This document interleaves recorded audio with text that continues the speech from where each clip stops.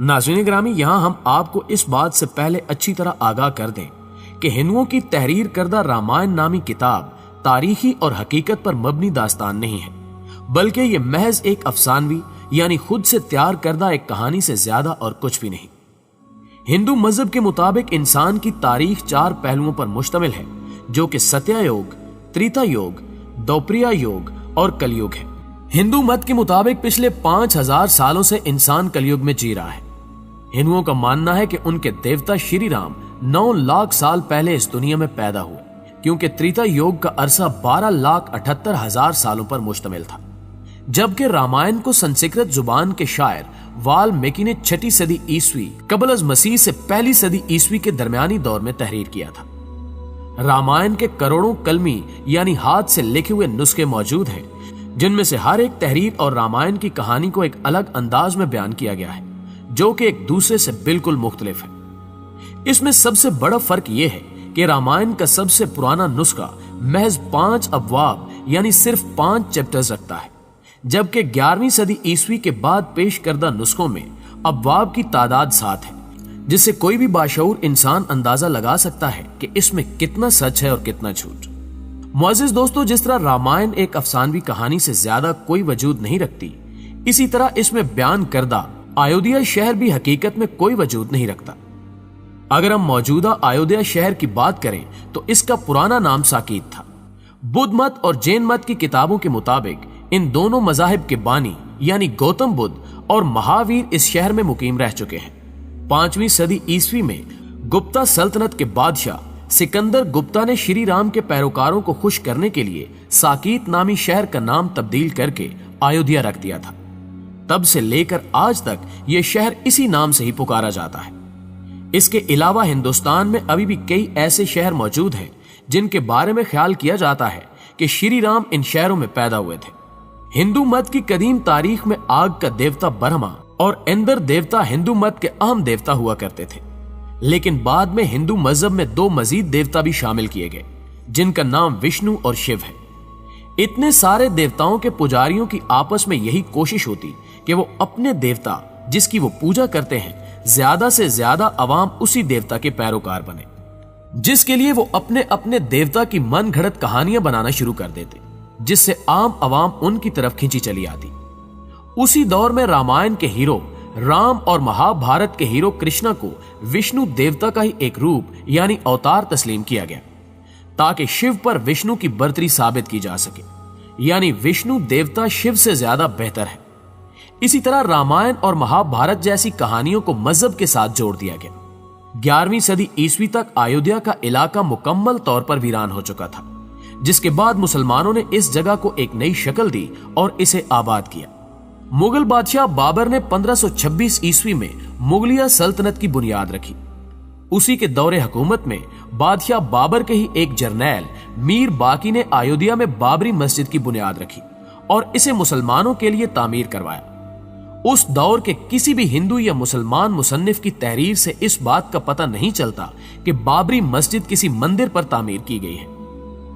ناظرین گرامی، 1707 عیسوی میں آخری طاقتور بادشاہ اورنگزیب کی وفات کے بعد مغلیہ سلطنت کا زوال شروع ہو گیا، جس کے بعد 1722 عیسوی میں آؤت نامی ریاست کا گورنر نواب سعادت علی خان خود مختار ہو گیا۔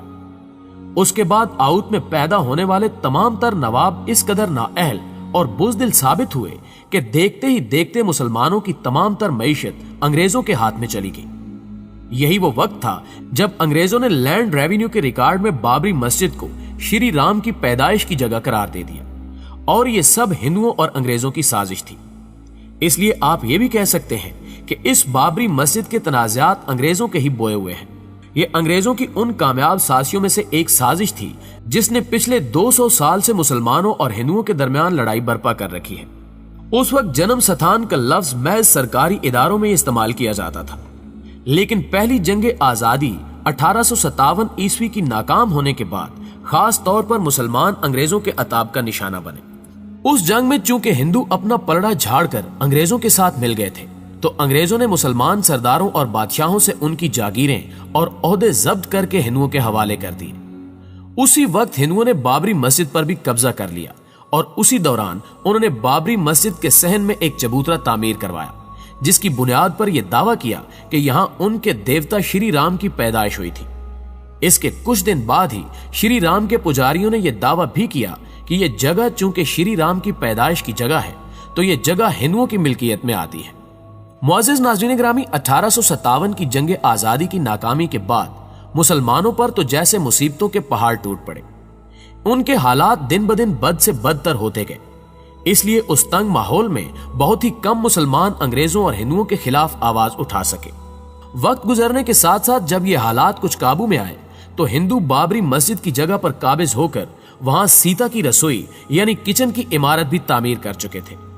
इसके अलावा भी अंग्रेजों के दौरे हुकूमत में बाबरी मस्जिद पर कई बार हमला किया गया, यहां तक कि माअज़ल्लाह उसके कई हिस्सों को बुरी तरह शहीद भी कर दिया गया, जिसे बाद में मुसलमानों ने मिलकर दोबारा तामीर कर लिया।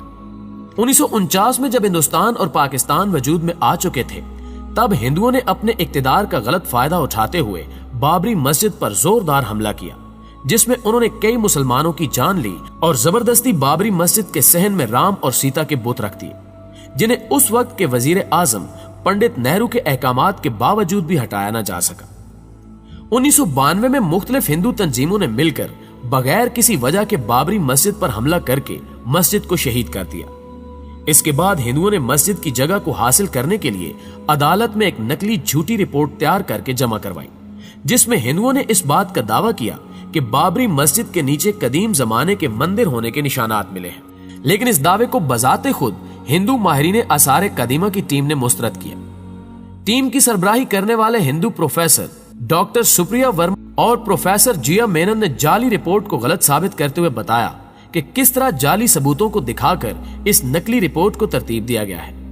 लेकिन सच जानने के बावजूद इंडियन सुप्रीम कोर्ट ने इन दोनों माहिरीन की बात को रद्द करते हुए अदलो इंसाफ को अपने पैरों तले रौंद दिया और सिर्फ हिंदुओं का साथ देते हुए उनके झूठे अकायद सुने और बाबरी मस्जिद को श्री राम की पैदाइश की जगह मानकर उसे हिंदुओं के सुपुर्द कर दिया।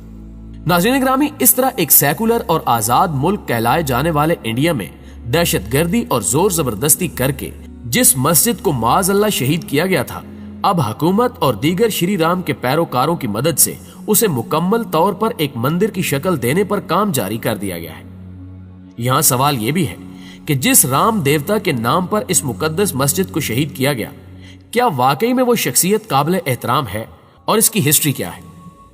हिंदू अकायद और कुतुब बताती हैं कि श्री राम वही दरिंदा है जिसने महज शक की बुनियाद पर अपनी बीवी पर तोहमत लगाई और उसे आग में झोंक दिया, और चंद अशखास के झूठ ने उसकी बीवी की पाक दामनी को दागदार कर दिया। अछूत हिंदू इस देवता को इज्जत के काबिल भी नहीं समझते, जबकि मॉडर्न हिंदू नस्ल भी जान चुकी है कि हिंदू मजहब में किस तरह तब्दीलियां की गई। इस बात से आप श्री राम की सोच का अंदाजा लगा सकते हैं कि वो किस तरह के ख्यालात और तसव्वुरात का मालिक था, जो कि दुनिया के सामने अपनी बीवी की पारसाई पर भी यकीन नहीं कर सका। आप इस बात का अंदाजा अब खुद लगा लें कि किसी ऐसी शख्सियत के लिए बाबरी मस्जिद को शहीद करना किस कदर जाहिलाना कदम है। अगर आप दोस्त भी समझते हैं कि बाबरी मस्जिद को शहीद करके मंदिर बनाना कानूनन जुर्म है, तो हमारी इस वीडियो को बरे-सगीर पाक व हिंद के तमाम मुसलमानों तक पहुंचाने में हमारी मदद करें और ज्यादा से ज्यादा शेयर करते हुए हिंदुओं के घटिया अकायद को बेनकाब भी करें। दोस्तों, हमेशा की तरह उम्मीद है कि आज की ये वीडियो भी आपको बेहद पसंद आई होगी। वीडियो अच्छी लगे तो इसे लाइक करते हुए अपने दीगर दोस्तों के साथ शेयर जरूर कीजिएगा। जल्दी हाजिर होते हैं एक और मालूमाती वीडियो के साथ। तब तक अपना, अपने प्यारों का और गिरदोनवा के लोगों का बहुत सारा ख्याल रखिए। अल्लाह निगहबान।